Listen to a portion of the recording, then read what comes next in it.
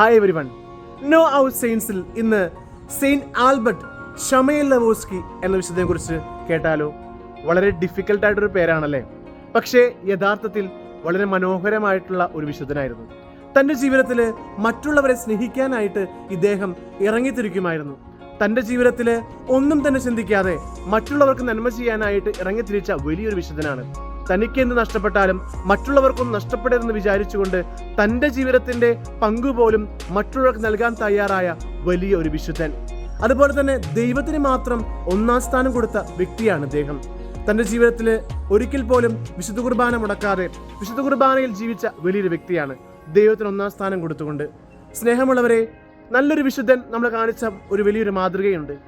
മറ്റുള്ളവരെ സ്നേഹിക്കാനായിട്ട്, ആത്മാർത്ഥമായിട്ട് തിരിച്ചു കിട്ടുമെന്ന് പ്രതീക്ഷിക്കാതെ സ്നേഹിക്കാനായിട്ട് നമുക്ക് സാധിക്കണം.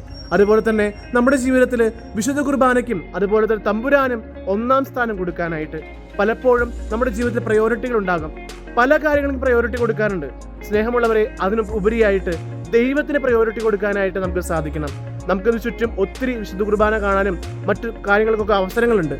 എന്നാൽ വളരെ നിസ്സാരമായിട്ട് നമ്മൾ തള്ളിക്കളയുകയാണ്. നമ്മുടെ ജീവിതത്തിൽ എന്തെങ്കിലും ഒരു ആവശ്യം വരുമ്പോൾ തമ്പുരാൻ്റെ അടുത്തേക്ക് നമ്മൾ ഓടി വരും. ആവശ്യം കഴിയുമ്പോൾ നമ്മൾ തിരിച്ച് നോർമലായിട്ട് ഇങ്ങനെ കടന്നു പോകും. ഇതൊക്കെ മതി എന്ന രീതിയിൽ. സ്നേഹമുള്ളവരെ, അങ്ങനെയാകാതെ തമ്പുരാൻ ഒന്നാം സ്ഥാനം കൊടുക്കുക. ഒരു നിമിഷം മതി ഇതെല്ലാം നശിച്ചു പോകാനായിട്ട്. അതുകൊണ്ട് സെയിന്റ് ആൽബർട്ടിനെ പോലെ നമ്മുടെ ജീവിതത്തിലും തമ്പുരാൻ ഒന്നാം സ്ഥാനം കൊടുത്ത് മറ്റുള്ളവരെ ആത്മാർത്ഥമായി സ്നേഹിക്കാനായിട്ട് നമുക്ക് സാധിക്കട്ടെ. മറ്റൊരു വിശുദ്ധനുമായി നാളെ കാണാം.